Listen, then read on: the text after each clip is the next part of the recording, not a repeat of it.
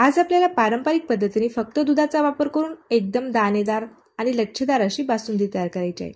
बासुंदीचा रंग तुम्ही बघू शकता, एकदम मस्त अशी आपली ही बासुंदी तयार झालेली आहे। दाणेदार आहे, लच्छेदार आहे, मस्त यामध्ये साय देखील आहे। कढईमध्ये आपल्याला तळाशी थोडंसं पाणी टाकून घ्यायचं आहे। त्यानंतर आपल्याला यामध्ये दूध टाकून घ्यायचं आहे। पाणी टाकल्यामुळे आपले जे दूध आहे ते खाली चिटकणार नाही। या ठिकाणी मी 1 लिटर दूध घेतलेलं आहे। बासुंदी तयार करण्यासाठी या ठिकाणी मी एक जाड बुडाची आणि थोडीशी पसरट असलेली कढई घेतलेली आहे। कढईचं जे बुड आहे ते जाड असल्यामुळे आपली जी बासुंदी आहे ती खाली बुडाशी लागणार नाही। भांड पसरट असल्यामुळे आपले जे दूध आहे ते लवकर आटण्यास मदत होते। आता या दुधामध्ये मी केसरचे काही धागे टाकून घेत आहे। केसर आपल्याला दूध आटवण्याच्या अगोदरच टाकून घ्यायचं आहे, त्यामुळे केसरचा जो रंग आहे तो पूर्णपणे दुधामध्ये उतरतो। लो टू मीडियम फ्लेमवरती आपल्याला हे दूध छान गरम करून घ्यायचं आहे। दुधाला छान उकळी आलेली आहे। एक 5 ते 6 मिनिटांमध्ये आपले जे दूध आहे ते छान तापलेलं आहे। यावरती जी साय जमा झालेली आहे ती आपल्याला एका बाजूला करून घ्यायची आहे। असं केल्यामुळे आपली जी बासुंदी ती छान रवाळ आणि दाणेदार तयार होते। तर पारंपरिक पद्धतीने बासुंदी तयार करण्यासाठी आपल्याला थोडासा वेळ जास्त लागतो।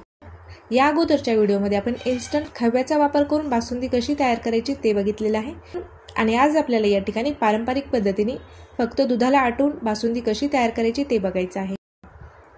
आता या ठिकाणी दूध आटवण्यासाठी आपल्याला 20 ते 25 मिनिट लागू शकतात।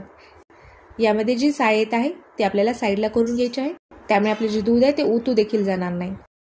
या ठिकाणी आपण 1 लिटर दूध घेतलेले आहे, तर आपले जे दूध आहे ते आटून अर्धा लिटर होत नाही तोपर्यंत आपल्याला या दुधाला आटवून घ्यायचं आहे।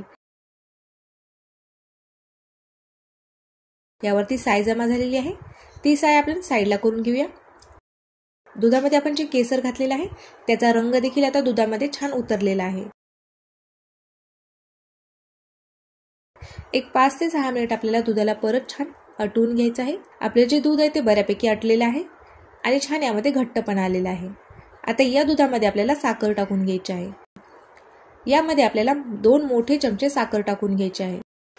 साखर टाकल्यानंतर देखील आपल्याला दुधाला एक 5 ते 6 मिनिट छान उकळून घ्यायचं आहे। यामध्ये मी बदाम आणि पिस्त्याचे काही काप टाकून घेत आहे। आता या ठिकाणी आपल्याला अर्धा चमचा वेलची पावडर टाकून घ्यायची आहे। परत आपल्याला दुधाला एक छान उकळी काढून घ्यायची आहे। आपले जे दूध आहे ते बऱ्यापैकी आटलेलं आहे, मस्त असं यामध्ये घट्टपणा आलेला आहे। थंड झाल्यानंतर हे दूध आणखीनच घट्ट होत जातं। त्यासाठी आपल्याला दुधाला जास्त घट्ट न करता थोडंसं पातळ ठेवायचं आहे। तर मी गॅस बंद करून घेतलेला आहे आणि या बासुंदीला आपल्याला पूर्णपणे थंड करून घ्यायचं आहे। आता ही बासुंदी पूर्णपणे मी थंड करून घेतलेली आहे। रूम टेम्परेचरवरतीच मी ही बासुंदी पूर्णपणे थंड करून घेतलेली आहे। बघू शकता तुम्ही, सुरुवातीला एकदम पातळ वाटणारी ही बासुंदी आता बऱ्यापैकी घट्ट झालेली आहे। यामध्ये छान घट्टपणा आलेला आहे। एकदम दाणेदार लच्छेदार अशी आपली ही बासुंदी तयार झालेली आहे। ही बासुंदी तुम्ही पुरीसोबत खाऊ शकता। बासुंदी थंड करून खाल्ल्यास आणखीनच छान लागते। तर तुम्हाला आजचा हा व्हिडिओ कसा वाटला ते मला कमेंट करून नक्की कळवा। व्हिडिओ जर आवडला असेल तर व्हिडिओला लाईक करा। अशाच नवनवीन रेसिपी बघण्यासाठी चॅनलला सबस्क्राईब केलं नसेल तर चॅनलला सबस्क्राईब करा। भेटूया तशीच एका छानशा रेसिपीसोबत। तोपर्यंत धन्यवाद।